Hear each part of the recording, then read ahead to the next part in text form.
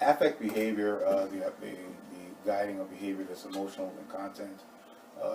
The West considers it a chemical issue that can be controlled with breathing, and they accept that. But the East has a little more refined understanding and definitely more cultivated expression of how this is affected through these types of regimens that people who are on the road to mastery do. Most of the breathing stuff is so that you can facilitate your training. That's why you're taught it in the beginning, and then at the end, you end up refining and cultivating, because as the exercises are taught, you refine them and cultivate them into being you. Right. Which sounds like you're starting to do already with the help of your understanding of academics and how it should be applied sciences. That being said, you are practicing a martial art, Taiji boxing. The Taiji boxing has a meditative component to it. Definitely. Tai Chi, or martial arts, is a science that does deal with violence. But it does it through the sense of seeking centrality, cognitively, kinetically, and emotionally. In that sense, do you think, let's go back to the kinetics, on a 1 to 5, 5 being the highest, 1 being the lowest, where you were and where you are now, do you see yourself numbering it where? 5 being the highest, 1 being the lowest. Kinetic. We're talking about kinetic. Kinetically, I'd put myself at a 3. Okay. There's still, I'm stronger than I was 2 months ago. I'd have put myself at a 1. I was getting winded going upstairs.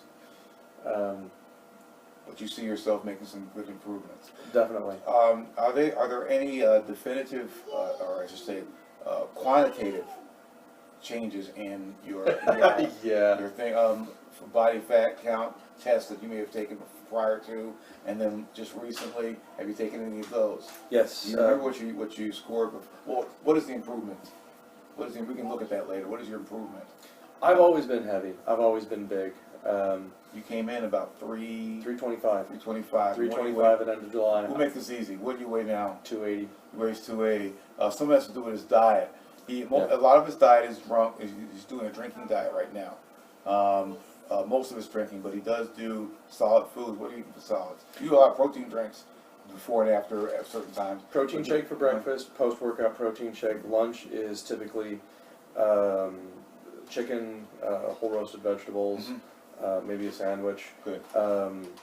I've gone from eating only 1 meal a day to eating, well, I try to shoot for 5. Sometimes it's only 4. Depends on the schedules. But at least a couple of meals every day, and maybe some kind of small snack.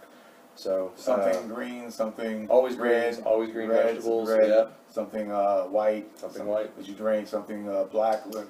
So you're following the white, black, green, yellow, and red color chart. A lot of black beans, a lot of hummus, a lot of chicken. Okay, so he's following that. That's a regimen that I have suggested for him to use. I don't go beyond that. I'm not a nutrition, but I make sure he does it 5 meals a day, 4 meals a day suggested. He's following that. Lost 10% body fat. He's lost 10% body fat since when? My first body fat analysis was in January, and I was 36% body fat in January. And that one was done at my university for our annual health screening. Right. And then yesterday morning, I had an actual pinch test. Right. And I am now 25% body fat. So that's pretty impressive. Now we don't know how much of that was the year and how much of that is recent, but we do know you didn't even work out until when? Well, and I gained weight between my January analysis and the start of our July class. Okay. In January, I weighed about 305. By our July class, I weighed 325. Okay. So that now we see where. Okay, got it. So for the most part, it probably was. It was the working out and the working diet. out. So he did a lot. He went literally. He lost. Geez, you lost 12% body fat. Over? No. 11%.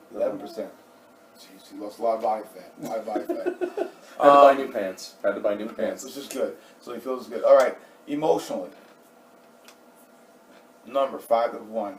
Where do you see yourself emotionally? I'm sorry. Break it up. The East sees emotion as power. That is our conduit. The conduit to the heavens. The conduit to the heavens. The ability to make our body strong is our conduit to the earth. and man is seen as the center. That's that's the basis of focus and the concept that I teach my students. Center is everything, and the more we can bring heaven and earth, or the powers of the heavens, which basically we believe come from our breathing, and the powers of the earth we come from our physical exertion. The more we can do that and bring that together at our center of our bodies, we find that our being is greater. We try to transfer that to our mental state, to our kinetic state, and then of course to our emotional state. But the issue here is that emotions actually, your body, your beingness becomes greater. As you become more focused, your presence suggests through treaties becomes greater. And that's the basis for my questions to the professor, because these tend to be a little bit out there, a little bit ephemeral, even though there's a process to doing this, and the process is very important and very acute and well watched. We still have to quantify it in some way. I'm going to ask the professor first what number he puts on his emotions, because he may not know. He's a 35-year-old man. He knows probably he's actually been in violence. He actually understands it. He's actually been in altercations. He understands it. That being said, where he sees his emotional ability, his ability to control power, is the power that he believes can actually make things happen. The impetus for action, emotion, how he sees that, and then I'm going to go and ask him how that's affecting not just his personal life, as certainly he can talk about, but his professional life. Dr. If you had to put this on 1 to 5, where would you see your ability to control your emotional expression? 4. And this, do you expect that you might be able to reach 5? Yes. That being said, how does that affect your relationships with people on a personal level? On a personal level, like friends and family and so forth. Well, I think the best way to describe it, any academic will tell you their life is run by the semester clock. And that's true for my personal life as well. The best way to describe it is peaks and valleys. Mm-hmm. When the semester gets busy, you're in a peak, and then you crash. And then you peak, and then you crash. And then you repeat that process for the entire semester. And that has different manifestations in the professional life, but in terms of my personal life, outside that at home, what that often means is a lot of frenzy, a lot of scramble, a lot of high tension, a lot of short temper, a lot of terseness, a lot of not sleeping, a lot of discomfort, really is the best way of describing it. That's prior to all of this. This semester is more like a steady plateau. It's busy. This is actually one of the busiest semesters I've ever had between my scholarship and my work. And yet still, we've got a good balance. We've got a good balance for our personal life. The family goes, we all work out together, we do things together. And a lot of that is because I've built into my life this regimen, so there's a pattern, but the meditation, the breathing, the focus, the framing for myself of what my day is, how I'm going to work within it, how I'm going to approach it, and who I am within it is much more calm. Much, much more calm. How you are a professor, you have students, you teach, you are known as a professor who is very tight with the students. As a matter of fact, you once told me that the reason why you came to Grandview is because though you are well in the groove with regard to the professional aspects and the professional development aspects of your chosen profession, publishing and so forth, and briefing and doing briefings, not briefings, but conferences and so forth. You are more into building a student base where individuals feel comfortable in the growth process that can come from understanding, from going to your class. Absolutely. And that's why you're at Grandview. You made that clear to me. I didn't need to express it again. My question is based on that. You already were pretty good at that. But you stand in front of, 20, 30 people or, daily. Yeah. And then, of course, you take them individually and you mentor them that way. Have you seen any differences in your ability to approach them in that way? Based on your ability to focus your emotion. And if necessary, I might ask you, how do you actually, what do you prep in a class? What do you feel when you're giving a class? It might be different now than before. It's interesting. The typical, the peaks and valleys model I mentioned just briefly ago. That's the best way to describe it. Not just for the whole semester, but within a class cycle. So before every class, traditionally, there's a massive kind of emotional ramp up. Yeah. Right? It's the, okay, gotta teach, get that energy going, get your brain around what we're gonna do. Do I have it? Am I focused? Do I know what I'm gonna say? And then you go and you perform as a teacher, you deliver. You get the class invested, you get them talking, you get them working, you do what you're gonna do for that day. Then the class is over and you crash. Right. Right? You spend the energy and you crash. Right. So my work in the classroom has always been really, really fantastic. I'm strong there. I mean, I don't want to sound arrogant, but my students resonate well with me in that space. But it's in the spaces outside of class where I'm in the crash cycle. So I'm less good there. I'm less good holistically overall. Understood. What's happened since I've started doing this, there's less crash. There's really no crash. I don't have the peak and valley cycle anymore. It's just kind of a nice, again, a steady plateau. It's a nice even amount of energy. There's still that ramp up, there's still that investment, okay, let's get ready, let's make sure I've got this. That hasn't changed, but the way that I work in between and around that has become better. So much so that I'm actually doing more this semester than I typically do. I'm doing both more with students, I'm doing more research and scholarship, and I'm doing more work on campus. My workload is... in better shape, alone, thinking better alone, planning better alone? All of it. Or do you feel an energy? It's all of it. I mean, yeah, sure, the physical shape definitely improves, right? I'm not winded walking upstairs anymore, I'm sleeping, so I'm not having those complications. But there's a kind of calmness about it.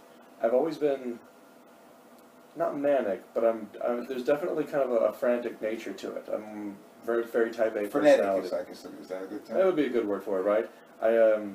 When the work comes, I jump in, roll my sleeves up, and dive in until it's done.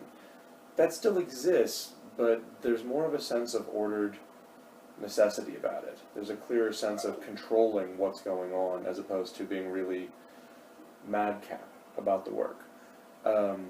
What that's done in the classroom specifically, and my students have told me this, my students have always, the words they will often use to describe me, they'll always say, you're funny, you're excitable, you're high energy, good sense of humor, these sorts of things. Got it.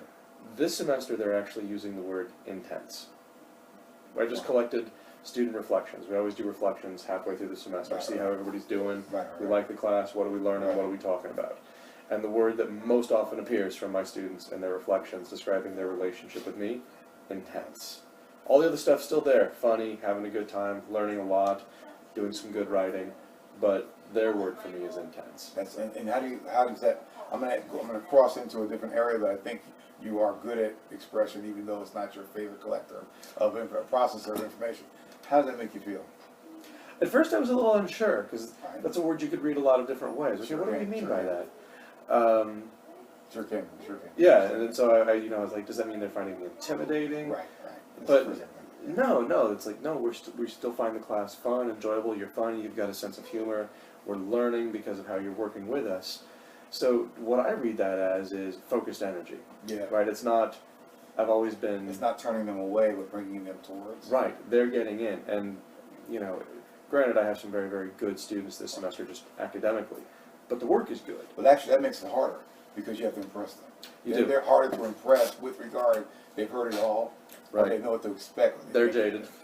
And why shouldn't they be? They've worked for that. Exactly. Outside of the but that being said, they're feeling the words I think we're looking for and don't really want to use, as we talk about an academic, a person in the public eye, is charisma, magnetism. And you're sensing that it's probably in a scary way that this is something that is traveling with you, and you're based. And I'm asking you that. Yeah. I don't know. I mean, it feels kind of arrogant to describe myself as charismatic. Only if it isn't true. Well, okay. I hope it's true. Always true. But I will definitely say that there's a more clear sense of myself in doing what I'm doing. There's less distraction. There's less noise in the background. Right? When you're focused on something or when you're doing a task, there's always the white noise that sort of hangs. Stray thoughts, stray ideas, oh, I need to be doing this other thing. Your brain wanders a lot. And I've always had that, not a lot, but it's always been there. There's less of that.